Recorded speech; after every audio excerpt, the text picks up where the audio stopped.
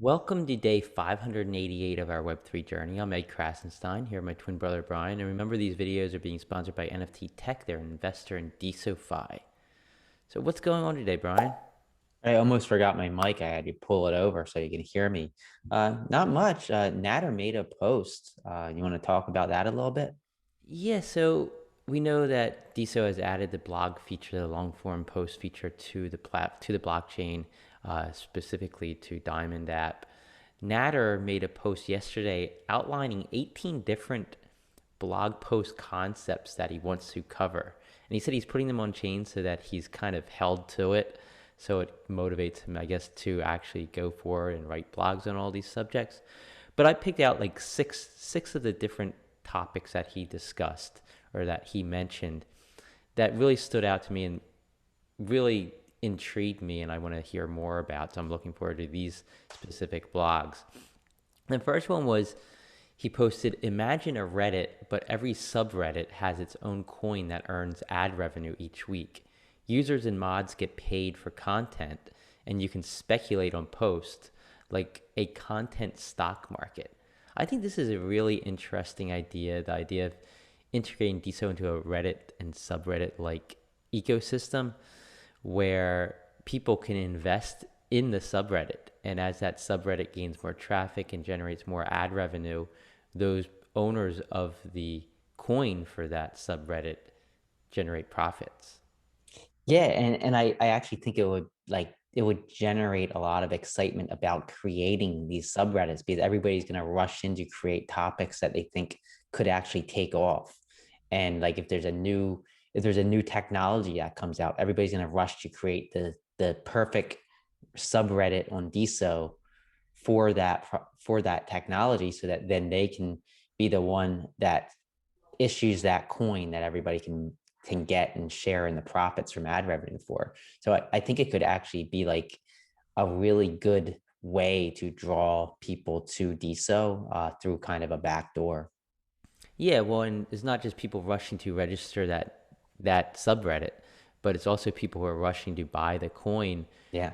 at a low price, and then in order to help boost that price, just taking part in the subreddit and posting there every day and taking part in discussions there, because the more activity it generates, the more people that will buy the coin. So I think it creates this like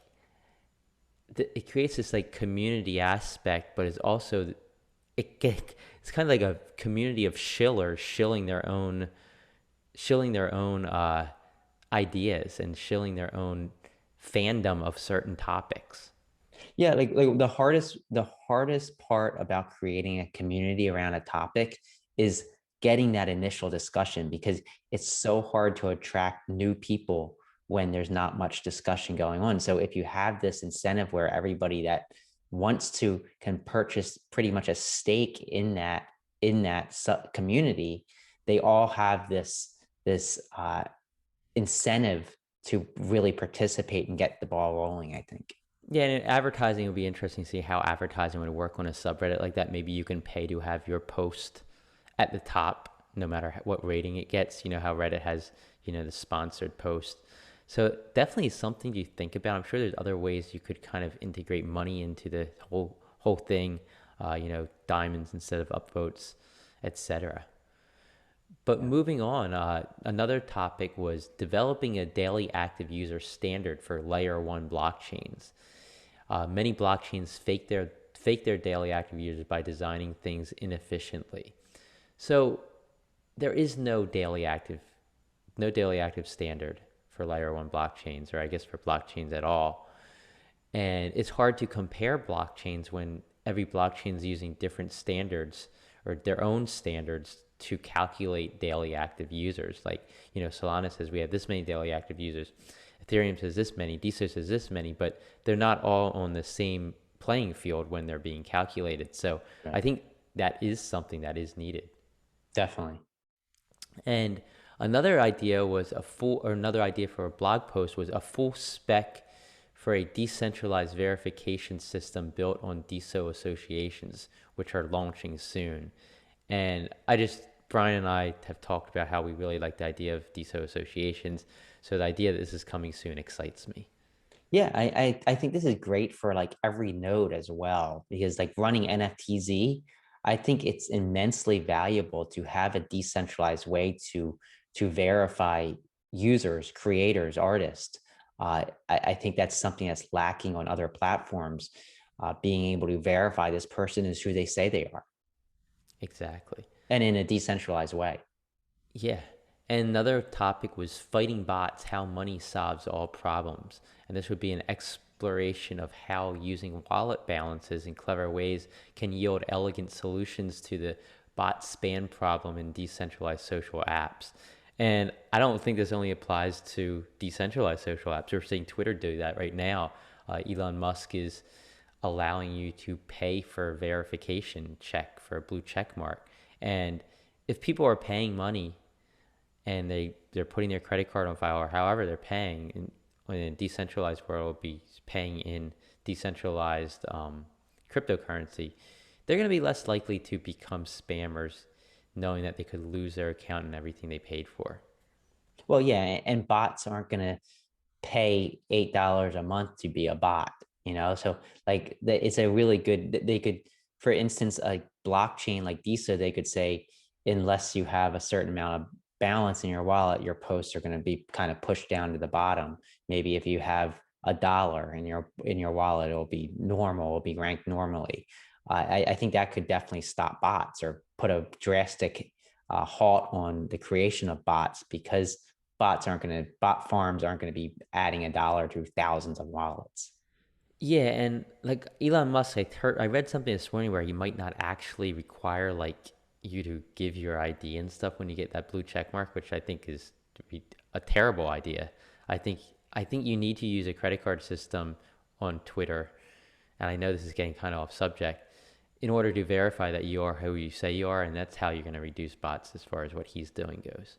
Well, yeah, because how are you going to stop impersonations? I mean, somebody would go and sign up and say they're Brian Krasenstein, start posting as me. And if they pay, that doesn't mean that, like it doesn't mean Yeah. they're the new Brian Krasenstein. Yeah, and another one was zero knowledge storage proofs. And he said this is an elegant scheme for rewarding validators who store a full copy of all content on the network, useful for scaling DSO to 1 billion users. So, this is an interesting concept, zero knowledge proof storage proofs. The idea that if you reward these node operators enough, they will be willing to store a full copy of all the content on a blockchain or on a network. So I'd love to hear what his ideas are for incentivizing this and ensuring that people are in fact storing a full copy. Yeah, definitely. Me too. And I always wonder, like, how well can DSO scale to 1 billion users? Because ultimately that's the goal. The goal is to go beyond 1 billion users. Yep. And the final one that really piqued my interest was the transition to quantum secure crypto. This is something that's always kind of been in the back of my mind. I kind of worry about is like what happens when quantum computing gets here, and they can quickly and people can quickly use computers to break hash, break keys and get into your crypto wallets just by trying over and over and over again with these huge computers that can are able to decipher these things. So what happens when when quantum computing kind of is here? I think we need to find a solution before it gets here, or it'll be too late. So I'd love to hear Nader's opinion and ideas on this. Yeah, I would too, because that's one of, as a owner of a decent amount of Bitcoin, my biggest concern is what happens when quantum computers are here. Right now, the hash, the way that everything's encoded, the 256-bit uh, code, it can't, if you try like for a quadrillion years, you're still not going to guess even one Bitcoin address. That's how large these numbers are. But once you have a quantum computing computer, that all is going to change. And I know blockchains are going to have to change with that before it. Yeah, definitely. So I just wanted to get on to a Mario Nawfal Twitter space. Alex Valetas was actually a guest on Mario's Twitter space, and the topic was gaming layer ones, Twitter, and Elon Musk. And Alex talked a lot about DeSo. Mario talked a lot about DeSo. It was very positive discussion. Mario was very positive on it. Alex was pretty positive on decentralized social. And Alex made a post after the show, actually, I think before the show, saying how DeSo is really the only one that you can actually invest in right now. You can't invest in any of these other projects. You can't invest in Blue Sky. You can't invest in Lens. You can't invest in Twitter anymore. And Twitter might go that route. That's true. But Ed was actually on the show as well. He went in with his NFTZ account incognito because with NFTZ's account, not my NFTZ account. Right. Obviously, we're banned from Twitter. Hopefully not for long. We'll see. But he spoke too about DeSo. Mario gave him quite an opportunity to speak about DeSo, what happened to us on Twitter, why it happened to us on Twitter. But Ed also spoke about NFTZ and what we're doing, how we're differentiating ourselves from other platforms on other blockchains. And it was a great opportunity. There were over 1,300 people in there at the time. Got to plug DeSo, got to plug NFTZ. Thanks, Mario. It was great. And Mario's shows are always amazing. It has great cast of some really respected people within the crypto space. And the discussion is always very fluid. It doesn't get too crazy or too political or too argumentative in nature. And you can always learn something within minutes. Yeah, great room. The 1,300 people there. I mean, it's amazing what Mario's done in such a short period of time. Scott Sense announced his DeSo Labs Hackathon project, and it sounds really interesting. It's called Daily. It's with a one though, DA1LY. He actually registered a domain name for Daily back in 2017 and had been trying to come up with ideas for it for the last 5 years. So what the idea is, he'll use DeSo, he'll build a social network on top of DeSo, but it only allows you to share, and everyone on the network, you share one post every 24 hours. So you really got to make that post count. You're going to only have the chance every 24 hours to let your voice be heard. He said it's a combination. The idea kind of comes from a mix between Dig, if anybody's familiar with Dig, and Be Real, but not just for images and stuff. So I like this idea. I can't wait to see it come to fruition. Yeah, and he posted a video under it of Gary Vee actually giving this suggestion in a discussion that he had a while back. So he's actually trying to bring this to fruition on the DeSo blockchain, hopefully. Yeah, so Zirkles, they posted a video. I'm going to just play it right now. Are launching custom domains inside Circles. That's it. That's the announcement. So as you can see, they're now going to allow you to use a domain or a subdomain to point to your Zirkles blog. So for example, krasensteinblog.com could link to our Zirkles blog. All you have to do is change the A record in your DNS with your register, and you can confirm it on Zirkles. And that's pretty much it. It's really simple. I love this. I think that it's a way to kind of self-brand your blog on Zirkles without having you send people to a Zirkles URL. And I think it could have pretty good implications for DeSo, bringing people to DeSo. Yeah, do people really need to know it's a Zirkles blog? They just know that, it's your blog, and you can help, you would sponsor the blog if you want using the DeSo blockchain. So I love this idea. I love what Zirkles and team have been doing the entire time. DeSocial World, they've released yet another featured video. This time it's of Anthony Ormiara, and I hope I'm saying that right, from Nigeria. It's their latest video as part of their 50 creators from 50 different countries series. I think there's been like 7 or so videos released so far, and this is the latest one. Anthony is an amazing OG of DeSo. I think, play the clip here. Good morning, world. My name is Anthony from Nigeria. I like DeSo so much because of what it has to give to the world. DeSo is a decentralized social blockchain And the world needs decentralization. We need decentralization where people get to own their content, people get to make money from social media. And so Anthony is just one of many people around the world who I think loves DSO for what DSO has to give. And him, like many others, are also giving back to DSO. So great job, Anthony. Can't wait to see the next video from DSocial World. Yep, great to see this.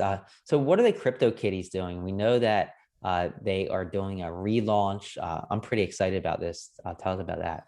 Yeah, so the CryptoKitties has a relaunch of their NFT series, and that's taking place at 3 p.m. Eastern Time today. It's going to be a 1-hour timed auction via NFTZ, and it's going to have a 1 DSO minimum bid. So get in on this if you're interested at 3 p.m. Eastern Time.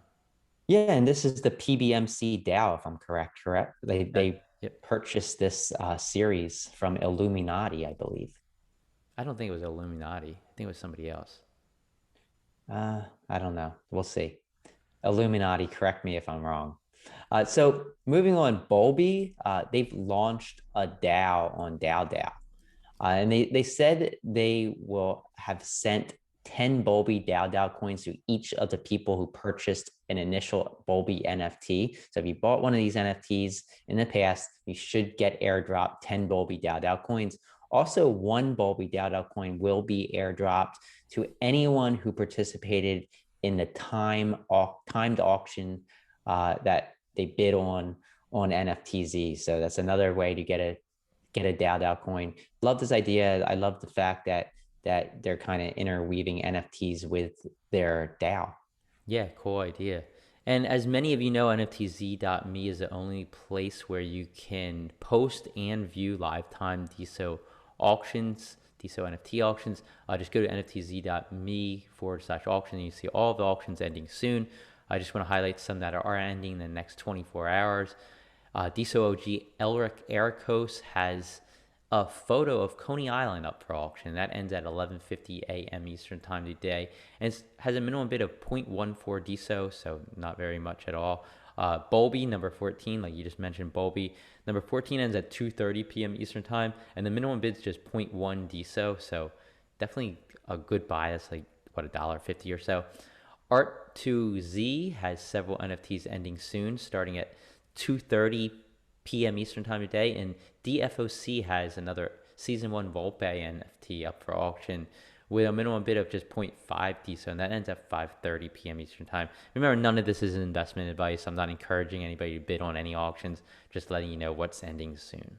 Yeah, some great artists and great NFTs. But I want to quickly get to the top 10 bidders of NFTs on the DSO blockchain in the last 24 hours, and they are as follows: Sable 123, CompDeck, Vishal Gulia, Millhouse Van Houten, JC Holdings, Noel Garcia, Magnifico, Dr. Rob, Ogaki, LSM 127. And the top diamond creators on the DSO blockchain over the last 24 hours, these people received the most diamonds or tips on their posts and replies on the DSO blockchain in the last day. They are as follows: Panini, Mr. Money, Wit Kalapa, Sean Slater, Rihan Ree, Vampire Campfire, Scribe, This Day in Music History, Striga, and Weebos. Congratulations. And thanks for everyone for watching. We'll end the show with a list of the DSO events that are taking place today. Thanks to Miss Katie Ann. Everybody have a great rest of your day.